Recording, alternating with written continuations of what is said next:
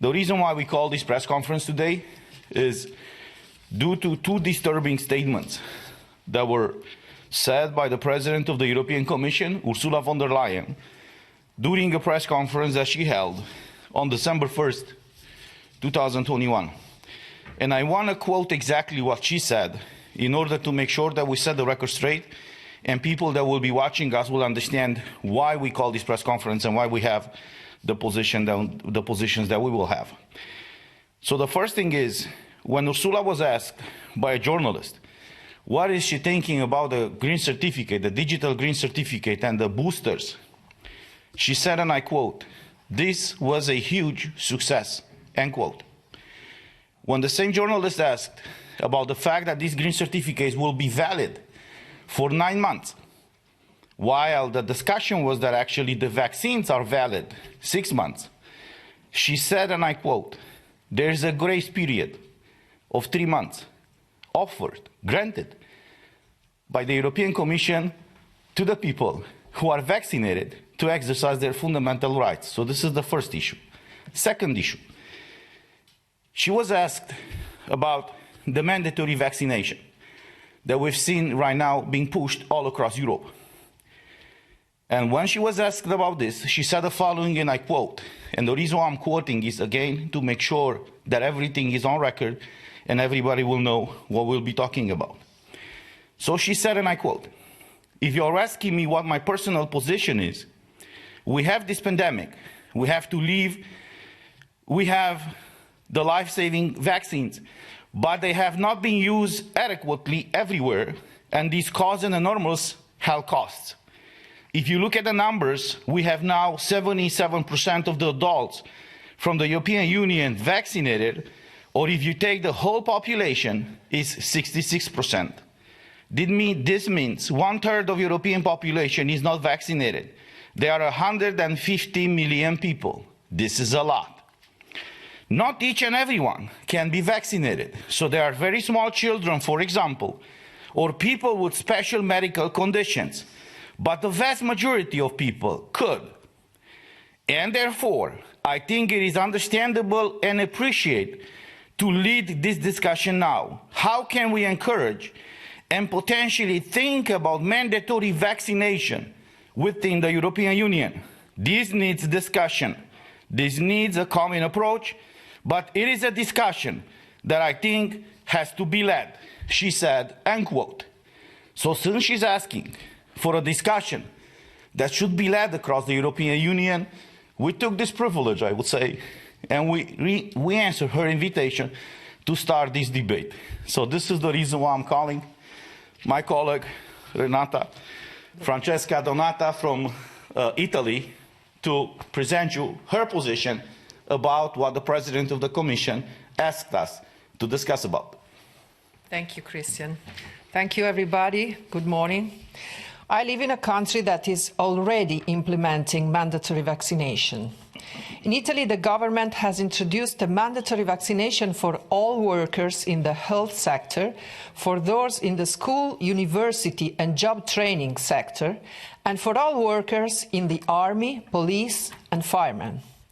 All these workers are compelled to receive a complete vaccination against COVID-19 and booster doses to escape being placed on unpaid leave, regardless their immunity status. Having a strong natural immunity after recovery from the infection does not relieve anyone from the obligation when 6 months after the positive swab have passed. Moreover, even people with conditions that contraindicate vaccination are not exempted from the mandate, except for a few cases decided on the basis of an algorithm. Besides that, the government has just introduced an enhanced Green Pass, released only for vaccinated or recovered by 6 months, as requirement to access all restaurants, bars, cinemas, theatres and public events. It covers all people over 12 years. The basic Green Pass, instead, can be obtained even by paying COVID rapid tests, valid for 48 hours, and it's required to travel by all public transports, including local ones, to access all schools and universities, and to work in any public or private activity where vaccination is not mandatory.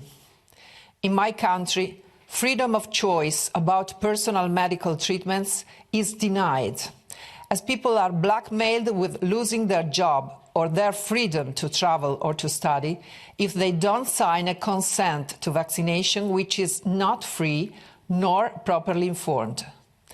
Children over 12 now can't get on a bus and go to school if they're not vaccinated and their families can afford the cost of 3 tests a week or don't have a car to carry them along.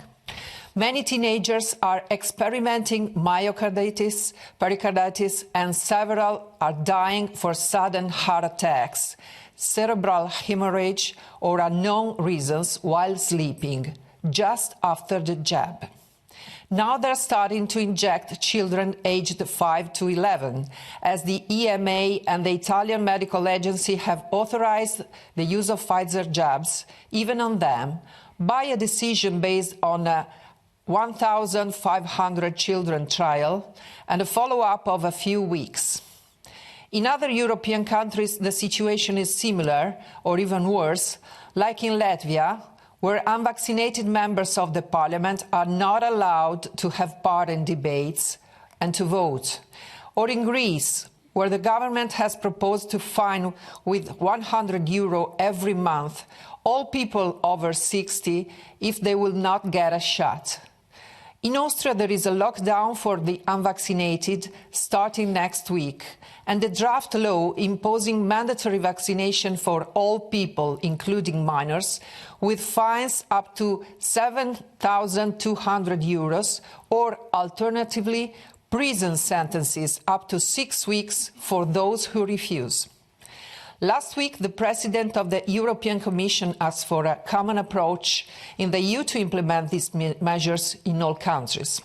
My reply is that the EU should reject all hypotheses of mandatory vaccination and discrimination of unvaccinated citizens, as the Council of Europe did in its resolution number 2361/21. On the contrary, supporting mandatory vaccinations, the EU would betray its fundamental principles and values of liberty, equality and protection of human rights. From that day on, being a member of the European Union would be a shame and a damnation for all democratic countries. Now the European Union has to make a choice. Will it keep being a democratic system or it won't? The Commission is open to turning authoritarian. We will see what the Council will decide. We are here to restore a union for freedom and human rights, not for shame. Thank you. Thank you. I'll invite now to the floor our colleague from the Greens. He's from Lithuania, Stasys Jakialunas. Thank you, Christian, and good morning, everyone. Now, some researchers, including medical researchers, call this pandemic PCR test pandemic. I agree with them, and I would add that this is also a pandemic of fear, because PCR tests are resulting in a number of cases, so-called COVID cases and COVID deaths, and this statistic is unreliable, confirmed by 3 statistical institutions in the European Union.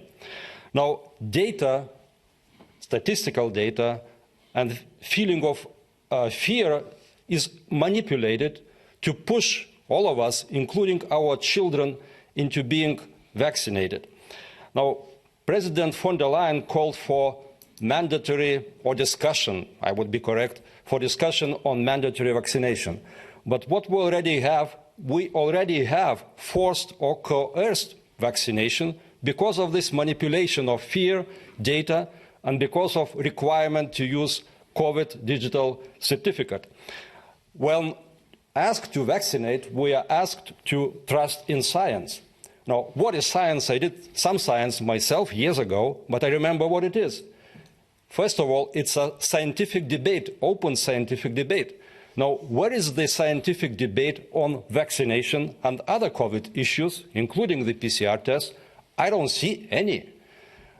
Why? Because it's blocked. It's blocked in most of the media, and it's even censored on the global scale by some global networks. Now, I was born in the USSR. Actually, I was expelled from my home country before I was born because my parents were political prisoners during the Stalinist regime, and they were sent far away from the home country. I lived in the Soviet Union prison with the censorship, with the control for 30 years. I didn't imagine that we would be moving again somehow to the environment of the censorship and to the environment of the control. I was myself censored by the global network 3 times. Why? Because I asked questions, I proposed some discussion, scientific discussion, I initiated some discussion myself, and it was blocked, it was censored. Now, Commission President von der Leyen, I don't know if she is a victim of manipulation, data and fear manipulation, or is she manipulating herself? The scientists I trust and the data I analyze don't indicate that we need a vaccination for all, especially for children and young adults up to 50 years of age. There is no risk from this virus on a statistical basis to these age groups. Now, this censorship is quite dangerous because it's creeping into us, and if it continues to happen, I think we'll be living in something. We can call it global China, we can call it global Soviet Union, or we can call it global digital COVID land. Doesn't matter how we call it, but it's not a free world anymore. So we have to fight for the free world. We have to fight for our right to live in the free world and for our children's right to live in the free world. Thank you. Thank you, Stasis. Christine? Yes, good morning. Thanks again to all of you for your overwhelming support and encouragement you expressed to us in uncounted emails, private messages on social media. But please, do not consider me a hero. I'm not brave and I'm not courageous. I am simply doing my job. I was elected to Parliament to serve the people, to act on their behalf and in their best interest. And I couldn't think of a better way to serve your interest than to uphold freedom, democracy, and the rule of law. But I'm telling you, the vast majority of the elected representatives, they are selling you down the river. You know, instead of adjusting our concept of what constitutes fully vaxxed, we need to adjust our concept of what constitutes legitimate government. And governments forcing people into compliance are neither legitimate nor democratic by any stretch of the imagination. And it isn't about your health either. You know, pharmaceutical companies are about as interested in public health as the arms industry is in world peace. Now, some of you may argue I'm exaggerating. I'm misjudging the government's intentions. Granted, that is a possibility. But are you willing to take that risk? Can you afford this nonchalant attitude towards government, considering what we all stand to lose? Others may think, yeah, I kind of see where she's coming from, but nah, my government wouldn't do it. Well, not only would they, I'm telling you, they are already doing it as we speak. As Heraclit, a Greek philosopher living in the 5th century BC, once said, "The truth often evades being recognized due to its utter incredibility." So just because you cannot fathom your government having ill meanings towards you doesn't mean it is not true.